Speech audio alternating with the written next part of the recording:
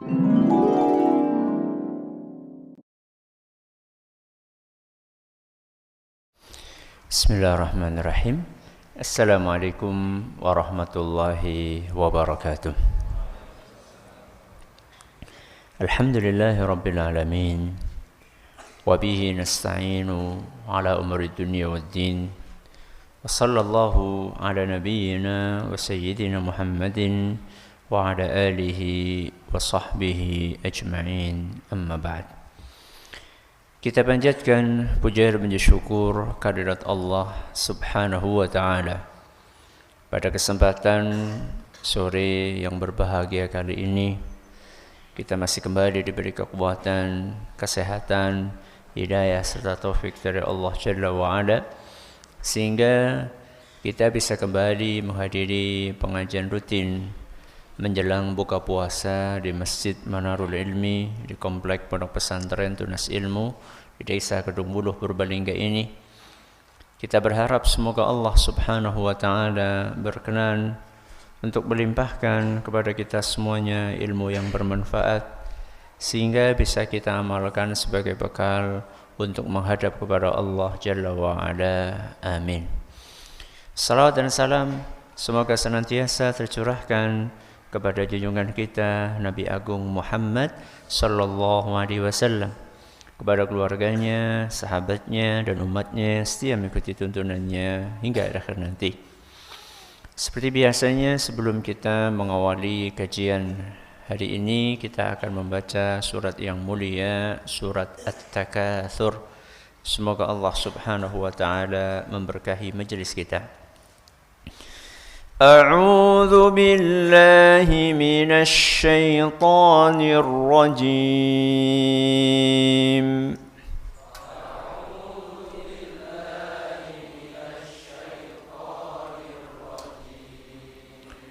بسم الله الرحمن الرحيم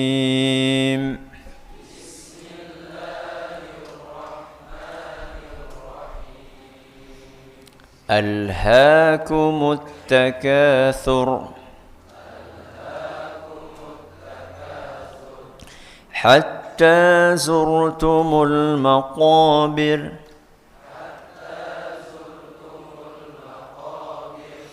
كلا سوف تعلمون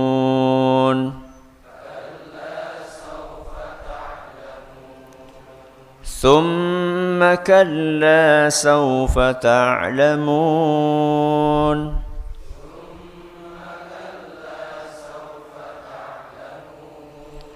كلا لو تعلمون علم اليقين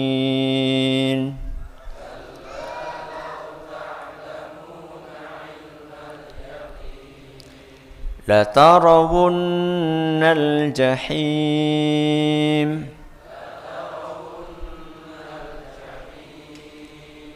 ثم لترونها عين اليقين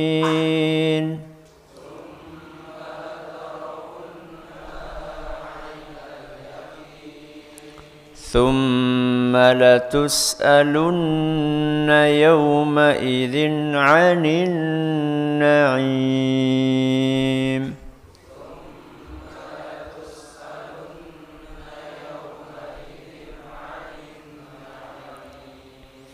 Para hadirin dan hadirat sekalian yang kami hormati, dan juga segenap pendengar Radio Insani 88.8 FM di Purbalingga, Purwokerto, Banjarnegara, Cilacap, Wonosobo, Kebumen dan sekitarnya, serta para pemirsa Yufi TV dan Niaga TV yang mudah-mudahan senantiasa dirahmati oleh Allah Azza wa Jalla. Hari ini kita akan mempelajari surat At-Takatsur. Surat ini atau surat At-Takatsur adalah surat Makkiyah. Adalah surat Makkiyah menurut mayoritas ulama kita.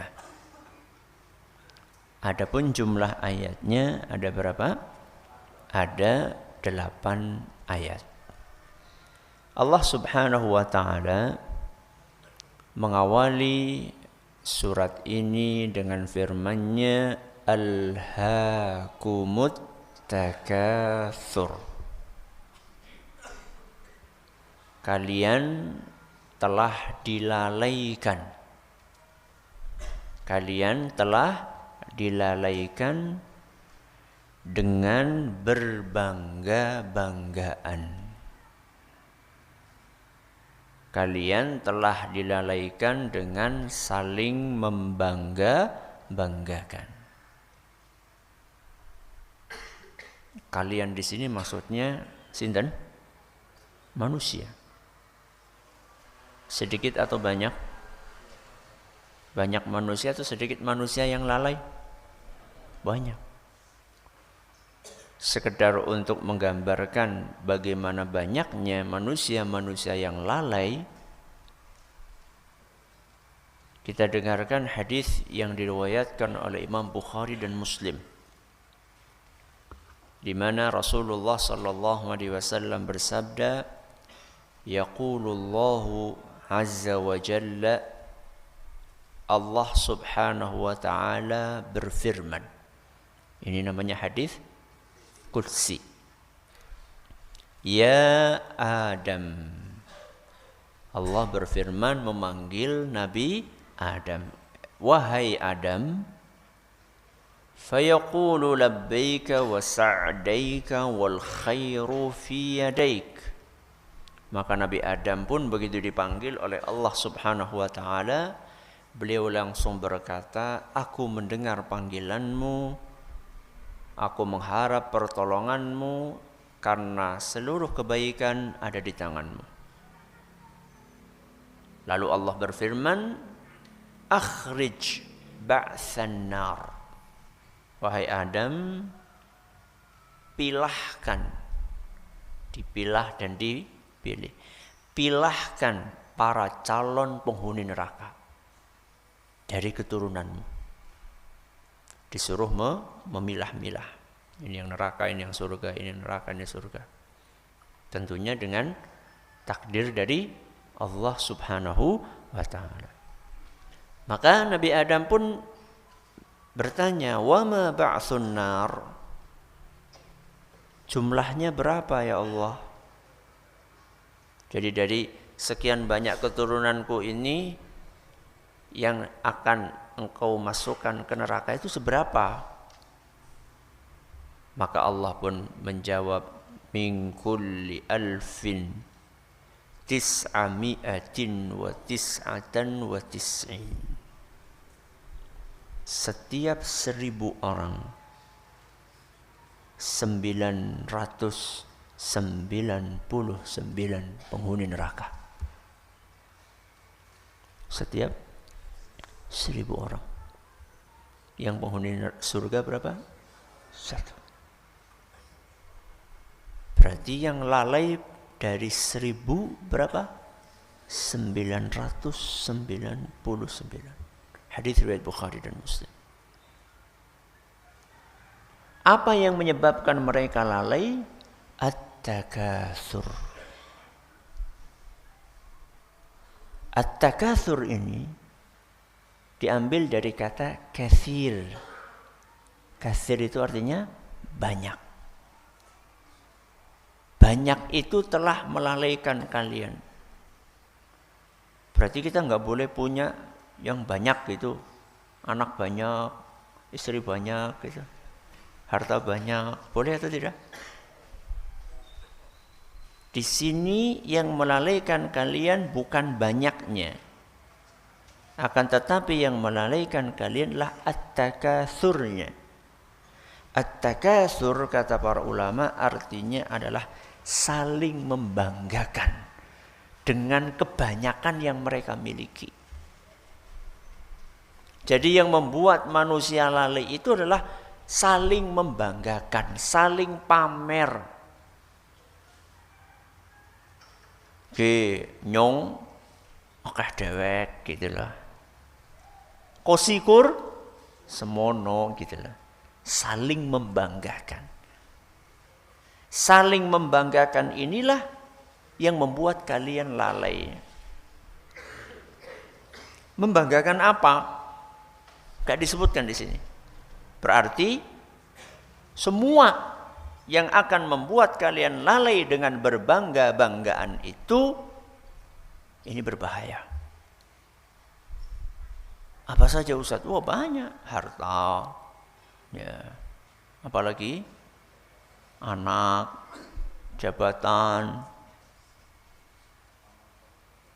ilmu. Mungkin Ustaz? Mungkin. Ya. Membanggakan amal soleh.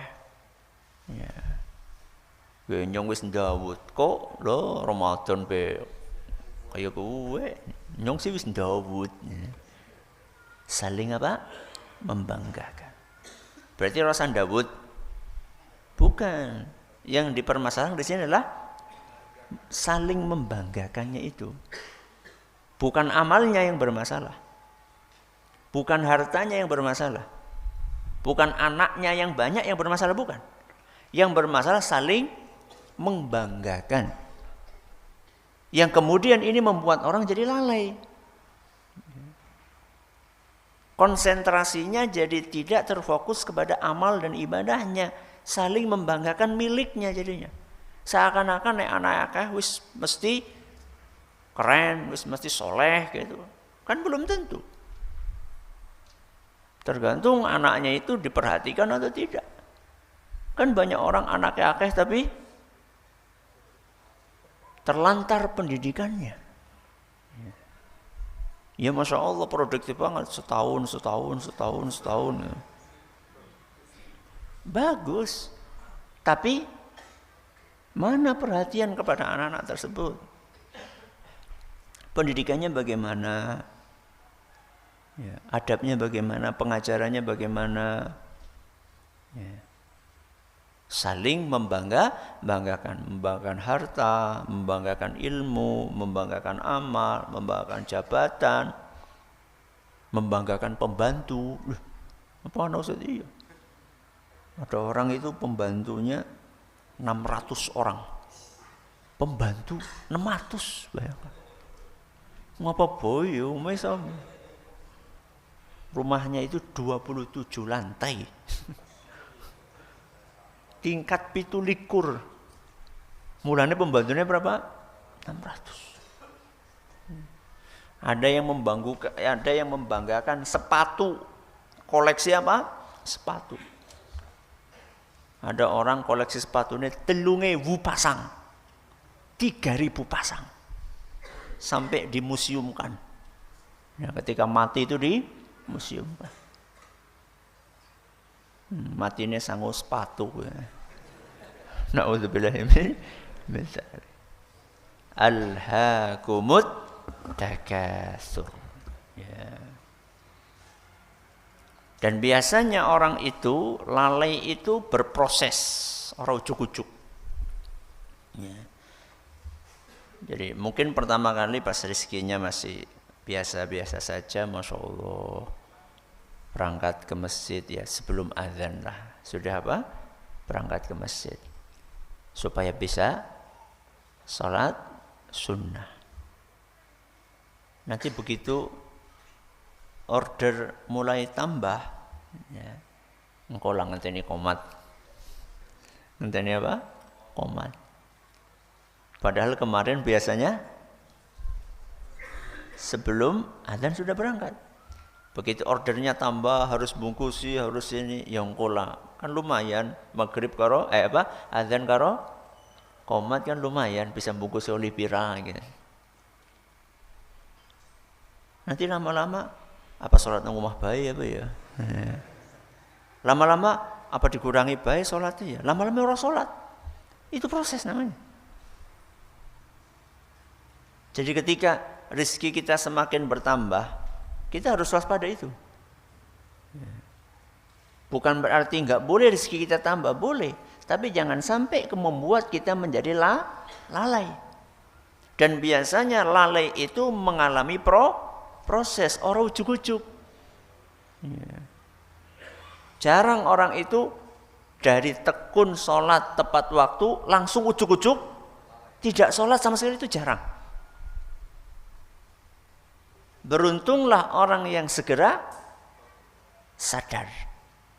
Loh Mas, biasanya tepat waktu sikit ini mandan telat-telat. Oh iya, astagfirullah ya. Tur nuwun ya, wis diamutaken. Bukan ngeles. Bukan ngeles. Orang yang beriman ketika nasihati enggak ngeles dia. Tapi oh iya, matur nuwun ya. Insyaallah ya, besok saya akan tepat waktu lagi. Gitu harusnya. Ini ayat yang pertama, alhaakumut takatsur. Selanjutnya ayat yang kedua, apa bunyinya? Hatta zurtumul maqabir. Kalian lalai dengan berbangga-banggaan tersebut sampai kalian masuk kuburan. Masuk kuburan itu maksudnya mati apa ziarah kubur? Tapi kan pakai kata zurtum.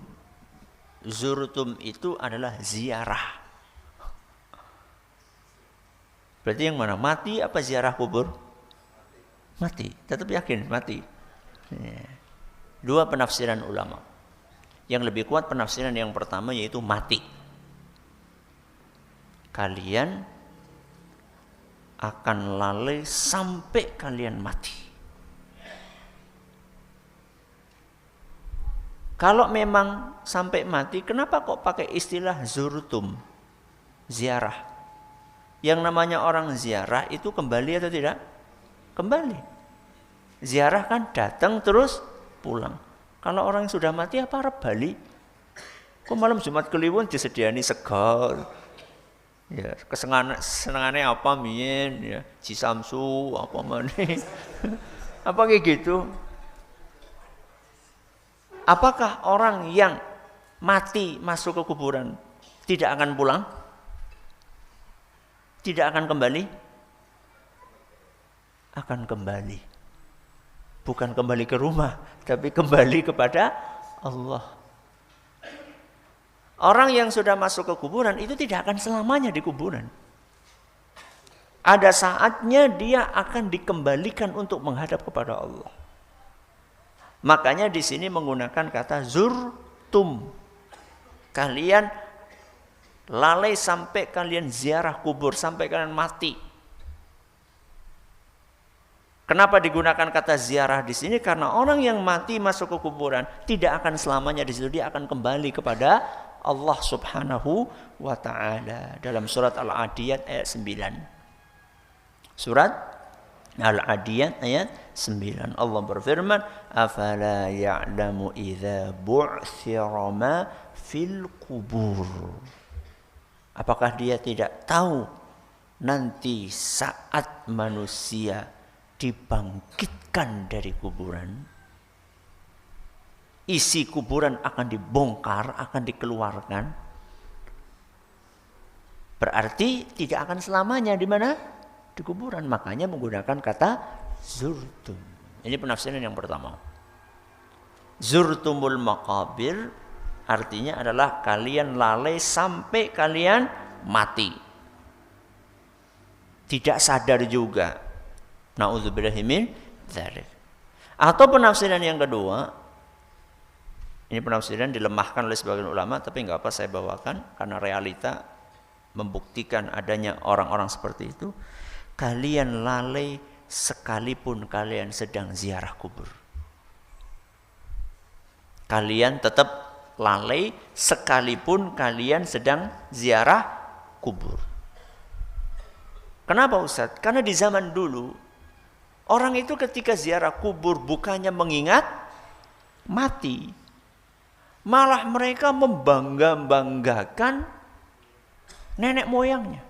Zaman dahulu yang dibanggakan nenek moyang, genyong turunannya anu. Ya. Atau yang mereka banggakan pembesar kabilahnya, gemok mati deleng nggih sing layat. Mbok orang-orang besar.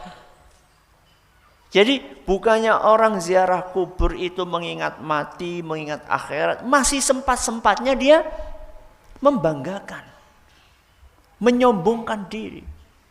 Itu di zaman dulu. Kalau di zaman ini yang dibangga-banggakan antara lain adalah kuburannya.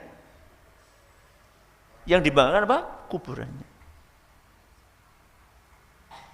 Sehingga sekarang status sosial seseorang salah satunya dilihat dikuburkannya di mana. Oh, di pemakaman elit. Nah, makanya sekarang kontraktor ada kontraktor kuburan. Orang guru kontraktor perumahan, kontraktor kuburan. Paling murah kuburan yang dia jual itu 22 juta. Paling murah. Kalau pengen dimakamkan di pemakaman itu bayar 22 juta. Sing paling larang berapa Ustaz? 1 miliar kuburan gue. Tuku kapling kuburan. Harganya berapa? 1 miliar. Siapa Ustaz? Full fasilitas. Masya Allah. Apa yang ada kuburan AC ini Ustaz? Full fasilitas untuk para pengunjungnya. Ya. Di situ ada restorannya, ada kolam renangnya. Ya. Ziarah kubur sempat-sempatnya renang. Ya. Ada tempat bermain anaknya di situ. Bahkan ada lokasi buat meetingnya, ada outboundnya. Ya. Kemudian ada juga hall untuk nikah. Bayangkan nikah nang kuburan. Sehingga sekarang orang ziarah kubur itu bukannya mengingat mati, tapi ziarah kubur untuk refreshing, ya, untuk main-main. Sehingga kesan ingat matinya itu hampir nggak ada di tempat-tempat seperti itu. Maka betul seandainya Allah berfirman, hatta zurtumul maqabir. Kalian tetap lalai saling membanggakan sekalipun kalian sedang ziarah kubur. Ini ayat kedua. Berikutnya ayat ketiga dan keempat. Kita langsung bahas bersama-sama. Ayat ketiga dan keempat bunyinya kalla saufa ta'lamun thumma kalla saufa ta'lamun.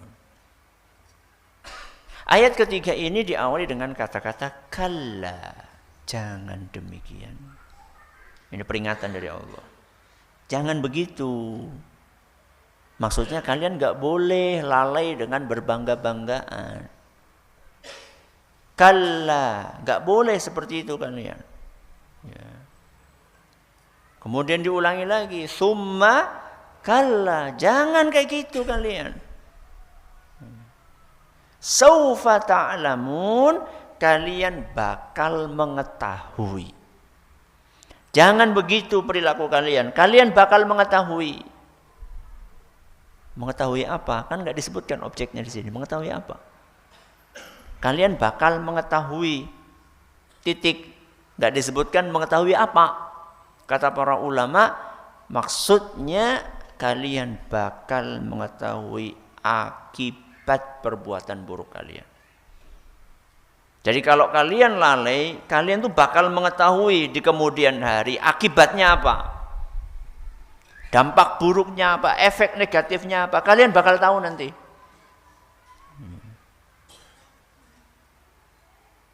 Allah ulangi lagi di ayat yang keempat. Tsumma kalla saufa ta'lamun. Kalian bakal mengetahui. Kenapa Allah mengulang-ulang itu sebagai bentuk penegasan?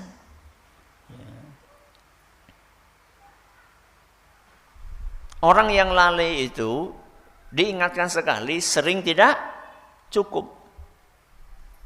Wong demutakan, ya wis ngerti, urung. Wis ngerti kepriye wong urung kok. Mas salat Mas. Iya wis ngerti. Loh, ya ngerti ya salat. Berarti kan harus diulang lagi. Orang yang lalai itu perlu diingatkan berkali-kali. Makanya di sini Allah ingatkan ayat yang ketiga, ayat keempat, kalla saufa ta'lamun. Tsumma kalla saufa ta'lamun. Kalian bakalan tahu nanti akibatnya. Kalian bakalan tahu, diulangi lagi sama Allah Subhanahu wa taala. Supaya sadar. Makanya diulang-ulang. Kalian bakalan tahu nanti akibatnya saat kalian meninggal. Saat kalian masuk ke kuburan. Kalian bakalan tahu akibatnya saat kalian nanti masuk ke alam akhirat. Ya. Maka diulang-ulanglah oleh Allah Subhanahu wa ta'ala. Ini ayat keberapa? Ketiga dan keempat.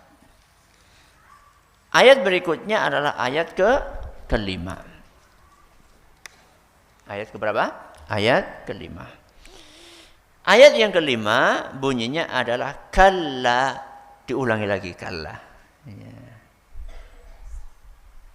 Kalla. Jangan kalian demikian, lau ta'lamuna ilmal yaqin. Ini penting ini. Seandainya kalian mengetahui dengan yakin, seandainya kalian mengetahui dengan apa?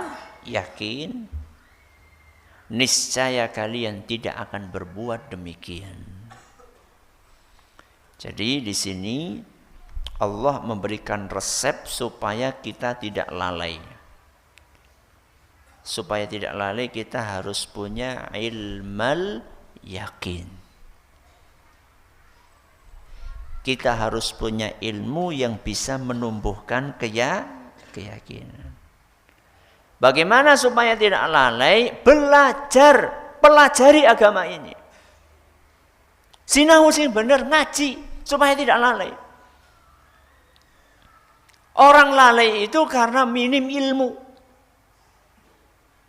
Orang lalai itu karena tidak sinau. Orang lalai itu karena tidak ngaji. Ya. Makanya perhatikan orang-orang yang tidak pernah ngaji. Lalai dia, sholat orang kepikir. Yang ada di benaknya adalah bagaimana saya bisa makan, wareg. Itu saja. Apa bedanya dengan apa kata Buya Hamka rahimahullah kemarin? Nah, kalau hidup cuma untuk hidup, kera di hutan pun juga hidup. Kalau kerja cuma kerja, maka kerbau di sawah pun juga bekerja. Orang yang nggak pernah ngaji, orang yang nggak pernah belajar agama, atau kalaupun ngaji ya cuma setahun, sepisan, setahun ping pindho. Cuma 2 kali saja ngaji. Itu pun dikolet sing pengajian sing lucu.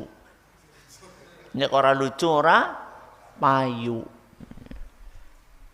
Jadi pengajian dari awal sampai akhir di sini kur guyu tok. Ditakoni pengajian ini. Pengajian mau apa? Lucu. Orang yang nggak pernah ngaji atau orang yang jarang ngaji, jarang belajar agama, dia akan lalai. Maka kuncinya supaya kita tidak lalai adalah kita harus punya ilmu yakin. Ilmu yang menumbuhkan apa mau? Keyakinan. Kalau kita ngaji kita jadi tahu, oh ternyata setelah mati ini ada alam lain. Oh ternyata setelah kita melewati kehidupan dunia ini ada kehidupan lain. Di kehidupan yang lain ini kita akan mempertanggungjawabkan apa yang kita lakukan saat kita hidup di mana? Di dunia. Ilmu inilah yang akan menumbuhkan keyakinan. Yakin bahwa setelah ini ada pertanggungjawaban. Yakin bahwa setelah ini ada kehidupan lain. Yang justru kehidupan yang lain ini lebih abadi dibandingkan kehidupan yang kita alami saat ini. Kalla law ta'lamuna ilmal yakin. Ayat berikutnya apa? La tarawunnal jahim. La di sini kata para ulama artinya sumpah. Lamul qasam. Demi Allah kalian pasti.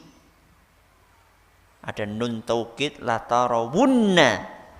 Demi Allah kalian pasti akan melihat al-jahim. Al-jahim itu artinya neraka. Demi Allah kalian pasti akan melihat neraka. Wahai orang-orang yang lalai, kalian pasti akan menemukan, mendapatkan, menyaksikan, merasakan neraka. Kapan? Kapan? Ya wis mati. Kalau sudah mati. Kalau sekarang, wah jadi sapa neraka. Ora ana cerita tok ini. Ya terserah. Kita tugasnya cuma menyampaikan. Anda nggak percaya, monggo cicipi dewek kok. Ya. Kalau kita apa? Percaya, kita yakin. Walaupun kita belum pernah melihat. Pernah lihat neraka? Pernah? Belum. Alhamdulillah. Semoga kita tidak melihatnya. Yakin ada neraka? Kenapa? Karena Allah yang mengatakan itu. Walaupun kita tidak pernah melihat, kalau Allah katakan ada, maka kita yakin 100%, 1000% bahwa neraka itu ada. Ya. Sebagaimana surga juga ada. Anda tidak percaya surga? Silakan nanti cari nanti di akhirat. Ya. Kalau kita percaya dan mudah-mudahan dengan kepercayaan kita ini Allah akan masukkan kita ke surga karena percaya. Ya. La tarawunnal jahim. Sejak kapan ngelihatnya Ustaz neraka itu? Sejak orang masuk ke kuburan. Sejak orang masuk ke kuburan.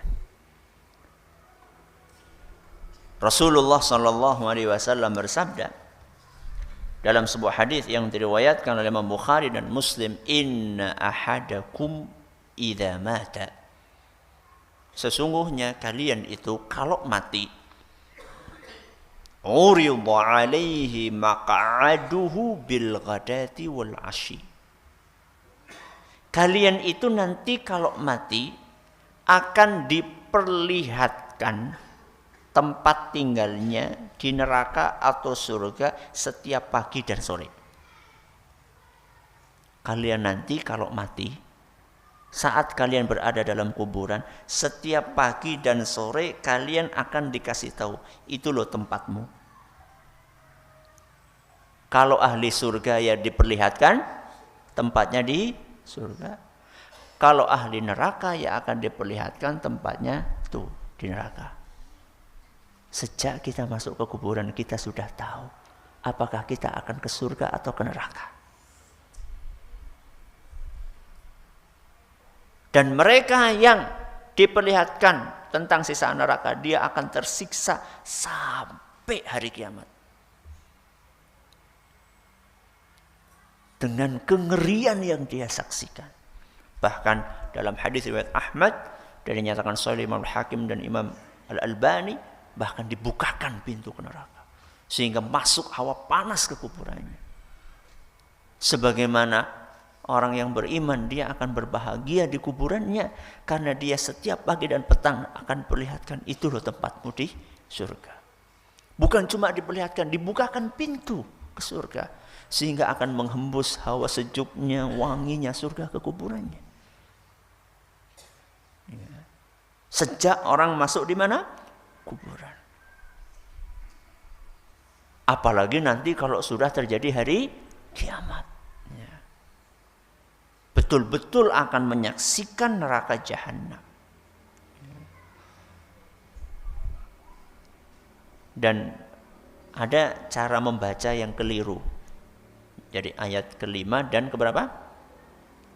Ayat ke-6 dan ke-7. Ayat yang ke-6 apa tadi bunyinya?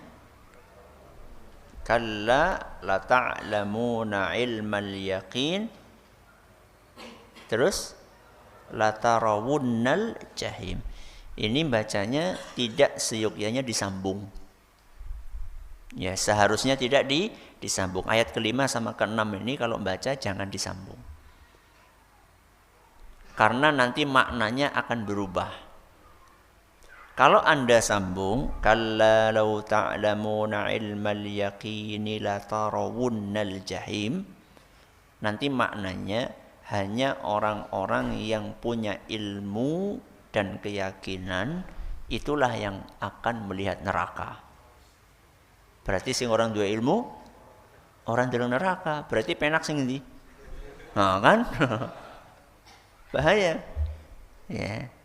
Makanya sebaiknya dibacanya per ayat. Kayak Rasul SAW kalau membaca itu biasanya ayat per ayat. Terus bagaimana? Kalla law ta'lamuna ilmal yaqin. Terus la tarawunnal jahim. Ya. Sebaiknya seperti itu, kata para ulama kita. Terus ayat yang ke-7. Summa la tarawunnaha ainal yaqin. Kemudian demi Allah kalian pasti akan melihatnya dengan mata keyakinan kalian. Mata keyakinan, mata ke kepala kalian. Diulangi lagi sama Allah, lagi-lagi karena orangnya ini lalai. Sehingga spesies manusia seperti ini tuh harus diulang-ulang. Di bulan balen besi, kelalen apa maning, orang di bulan balen. Ya. Kalau kita mau mengingatkan anak kita dan kita ingin memberikan penegasan kan kita ulang-ulang. Le, demut-demut ya, temenan lo, demut-demut. Arep mangkat, demut-demut ya. Nah. Supaya tidak lalai, supaya tidak lupa. Ya. Ini ayat yang ke-7. Ayat yang terakhir, ayat yang ke-8. Ya. Tsumma latus'alunna yawma idzin 'anin na'im. Kemudian kalian pasti akan ditanya pada hari itu tentang kenikmatan. Kemudian kalian benar-benar pasti akan ditanya pada hari itu. Hari apa?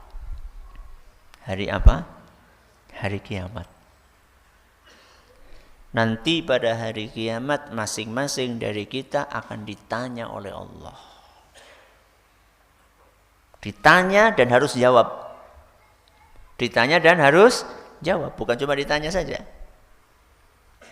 Menjawab untuk mempertanggungjawabkan atas apa yang kita perbuat. Apa saja yang ditanya? Yang paling maksimal adalah anin na'im, nikmat yang Allah berikan kepada kita. Dan selama kita belum menjawab itu, maka kedua kaki kita tidak akan bisa dilangkahkan, alias macet.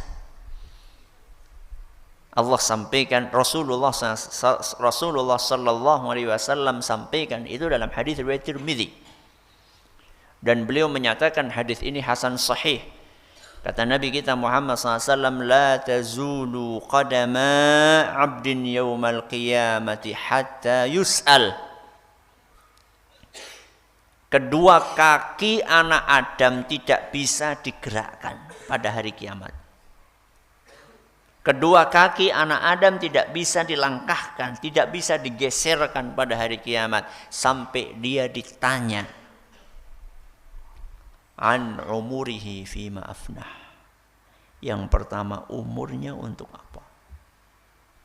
70 tahun gue ngapa baik. Dari 60 tahun itu yang untuk belajar agama berapa?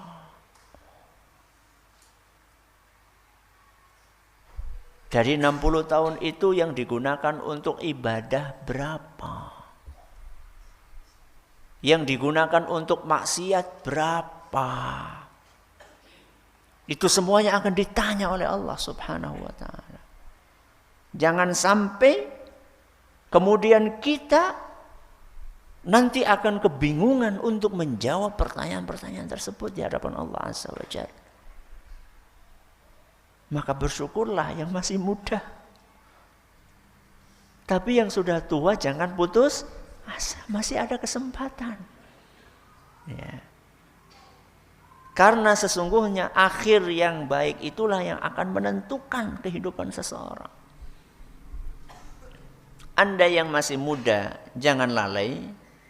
Mentang-mentang masih muda. Anda yang sudah tua, ini kesempatan untuk memperbaiki diri. Innamal a'malu bil khawatim.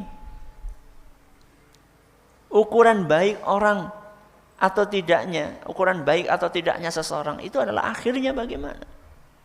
Maka Anda yang sudah usianya 60, 50, 70, ini kesempatan ini untuk mengakhiri hidup ini dengan kebaikan. Ya.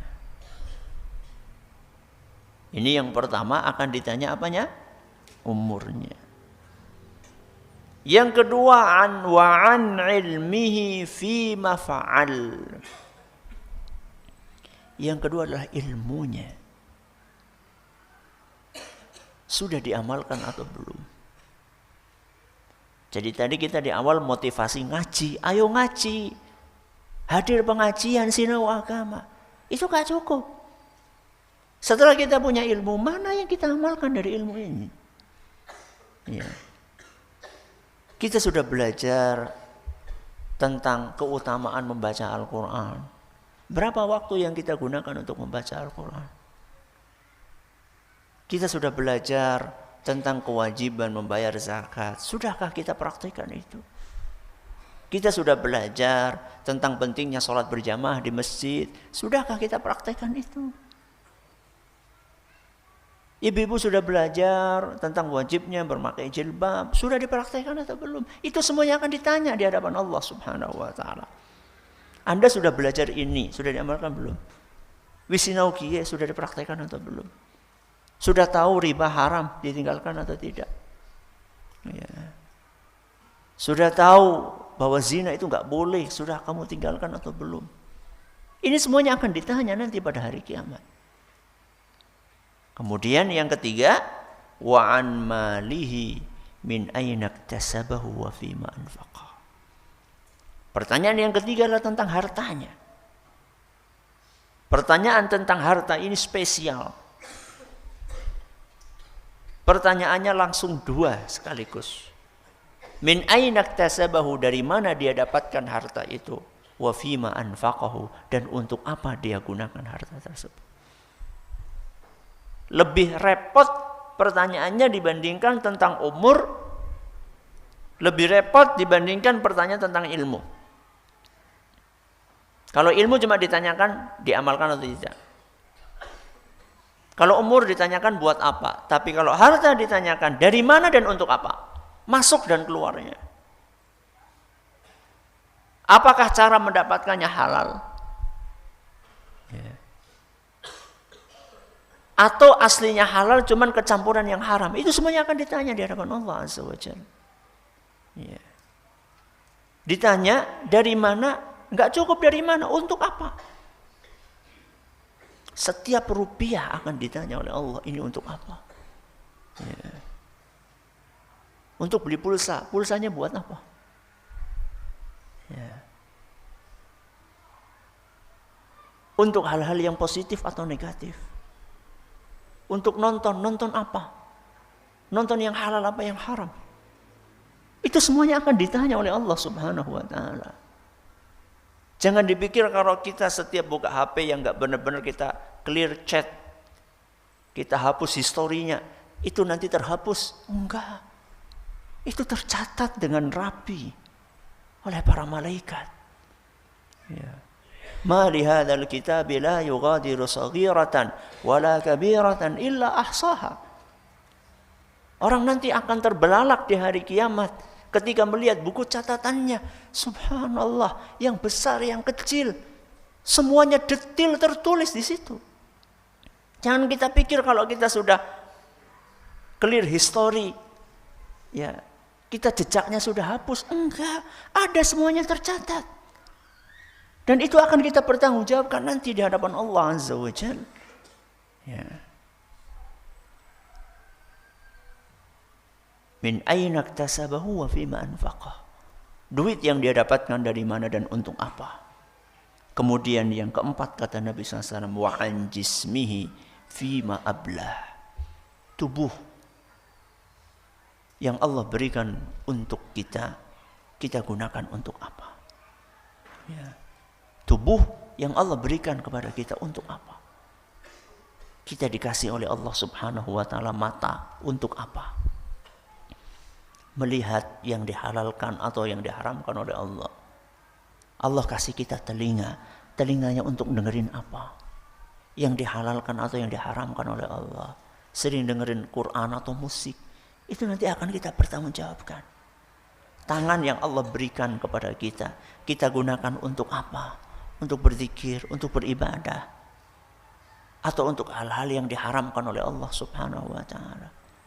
Kaki yang Allah berikan kepada kita lebih sering kita gunakan untuk kita langkahkan ke tempat-tempat yang diridhoi oleh Allah, atau justru sebaliknya ke tempat-tempat yang dimurkai oleh Allah Subhanahu wa taala. Otak yang Allah berikan kepada kita lebih sering digunakan untuk memikirkan hal-hal yang baik, atau justru sebaliknya hal-hal yang negatif, yang jelek-jelek, yang haram-haram, yang ngeres-ngeres. Itu semuanya akan dipertanggungjawabkan di hadapan Allah. Ya. Tsumma latus'alunna yawma idzin 'anin na'im. Kalian akan ditanya. Kalian di sini siapa? Semua manusia atau cuma orang kafir tok? Semua manusia. Orang yang beriman pun akan ditanya oleh Allah Subhanahu wa taala.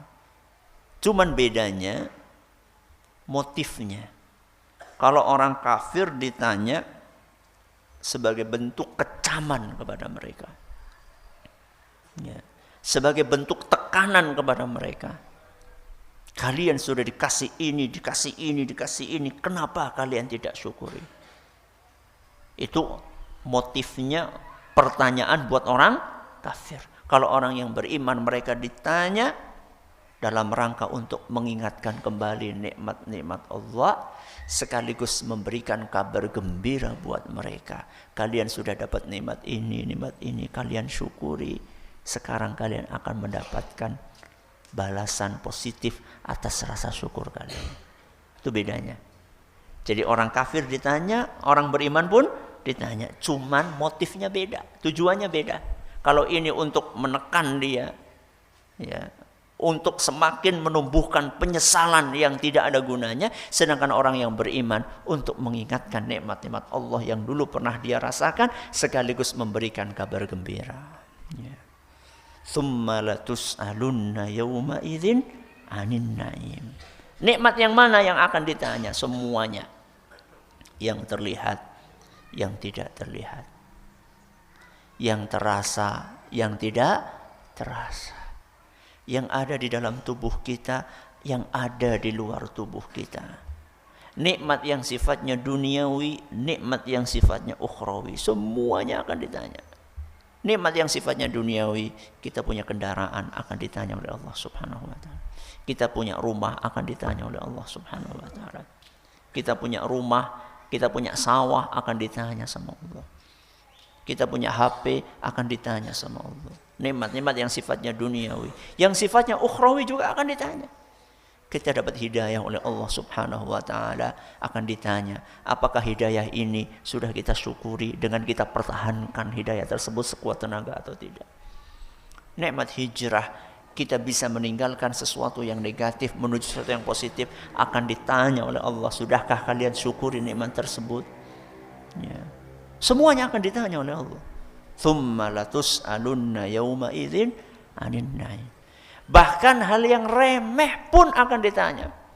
Air minum yang kita minum itu akan ditanya sama Allah Subhanahu wa taala. Dalam hadis yang diriwayatkan oleh Imam At-Tirmidzi, dan hadis ini nyatakan sahih oleh Imam Ibn Hibban, Imam Al-Hakim, Imam Adz-Dzahabi dan juga Syekh Al-Albani, Nabi SAW bersabda, Inna awwala ma yus'alu anhu yawmal qiyamah, ya'ni al-'abda minan na'im an yuqala lahu.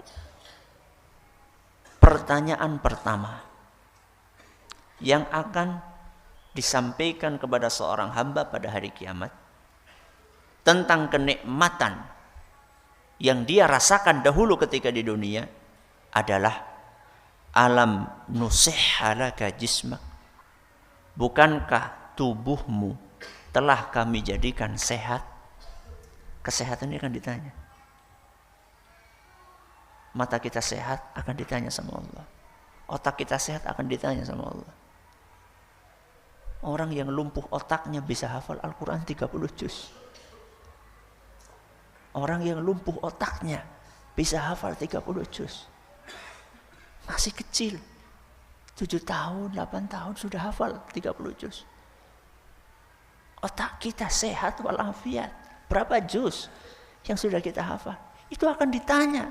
Kesehatan yang Allah berikan kepada kita akan kita pertanggungjawabkan di hadapan Allah. Kemudian apalagi yang ditanya? Wa nurwiyaka minal ma'il barid.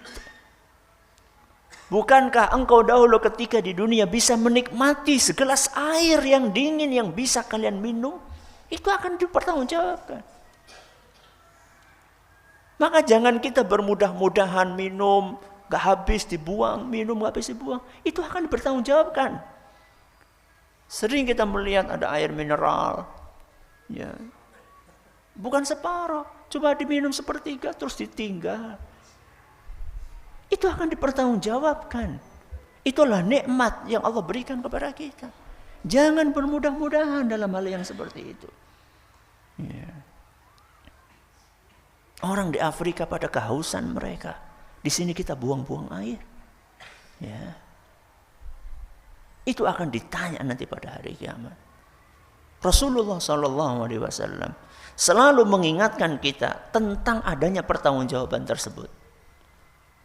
Contohnya dalam sebuah hadis yang diriwayatkan oleh Imam Muslim. Suatu siang Rasulullah SAW keluar dari rumahnya.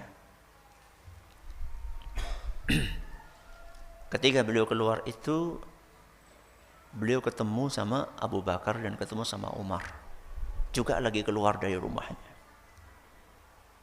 Maka kemudian Rasulullah SAW bertanya kepada Abu Bakar dan Umar.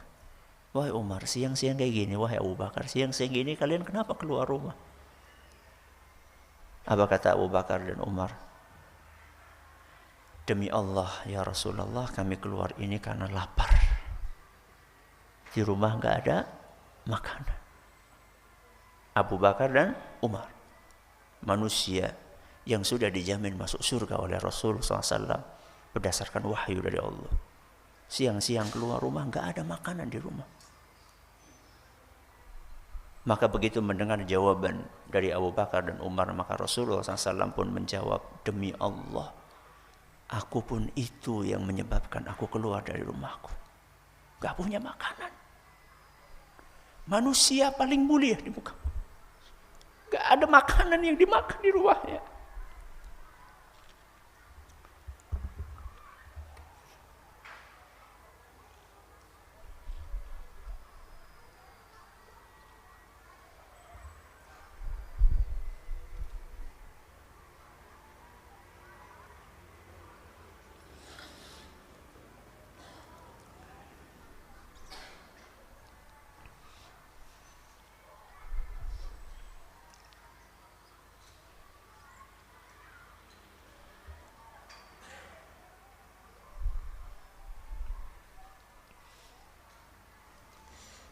Maka kemudian Nabi kita Sallallahu Alaihi Wasallam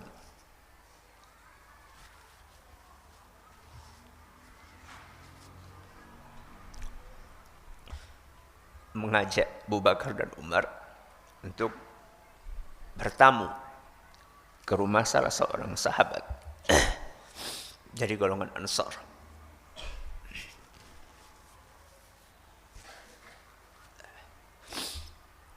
Sampai ke rumah orang tersebut, ternyata dia nggak ada di rumah. Ketemu sama istrinya. Di mana suamimu? Lagi nyari air, lagi nimba air. Nggak lama kemudian datang sahabat itu, Masya Allah, Alhamdulillah, tamu paling istimewa. Hari ini aku sangat beruntung kedatangan tamu yang paling istimewa. Maka tanpa banyak bicara langsung dia pergi ke kebun, dia potong satu tandan kurma. Ya, dia suguhkan buat Nabi kita Muhammad SAW. Langsung dipersilahkan untuk makan kurma. Gak lama kemudian dia keluar bawa golok. Ya, bawa golok. Maka Nabi SAW langsung paham, ini mau nyembelih kambing. Mau nyembelih kambing. Kata Nabi SAW, iyyaka wal halub. Kalau kamu mau nyembelih kambing, jangan kamu sembelih kambing yang susunya banyak. Ya, cari kambing yang sudah tidak mengeluarkan susu. Ya, sayang. Akhirnya betul disembelih, dimasak, kemudian dihidangkan kepada Nabi SAW. Abu Bakar makan, Umar makan, Nabi kita SAW makan. Dan setelah selesai makan itu, Nabi SAW berkata kepada Abu Bakar dan Umar, walladzi nafsi biyadihi, demi Allah, la tus'alunna an hadzal naimi yaumal qiyamah. Demi Allah, kita pasti akan ditanya di hari kiamat tentang nikmat ini. Begitulah Nabi kita Muhammad SAW. Setiap dapat nikmat itu ingat, ini akan ditanya nanti di hari kiamat. Akhrajakum min buyutikumul ju', thumma lam tarji'u hatta asabakum hadzal naim. Kita keluar dari rumah dalam keadaan lapar. Sekarang kita pulang dalam keadaan sudah kenyang seperti ini. Kita semua akan ditanya nanti pada hari kiamat tentang nikmat ini. Hadits riwayat Muslim. Maka setiap kita merasakan apa berupa kenikmatan dari Allah, kita harus ingat ini akan ditanya. Ya. Terus bagaimana? Terus ketika kita bisa makan, energi yang dihasilkan dari makanan itu untuk apa? Ya. Apakah setelah kita makan kita semakin tekun beribadah kepada Allah? Ketika kita sehat, apakah kita semakin tambah ibadah kita, beramal kita? Itulah yang dengan izin Allah akan meringankan beban kita saat nanti kita menghadapi pertanyaan yang sebenarnya di hari kiamat. Tsumma latus'alunna yauma idzin anin naim. Mudah-mudahan bermanfaat buat kita semuanya. Terima kasih atas perhatiannya. Mohon maaf atas segala kekurangannya. Kita tutup dengan membaca subhanakallahumma wa bihamdika asyhadu an la ilaha illa anta astaghfiruka wa atubu ilaik. Assalamualaikum warahmatullahi wabarakatuh. Jangan lupa untuk subscribe dan share bila kajian ini dirasa bermanfaat.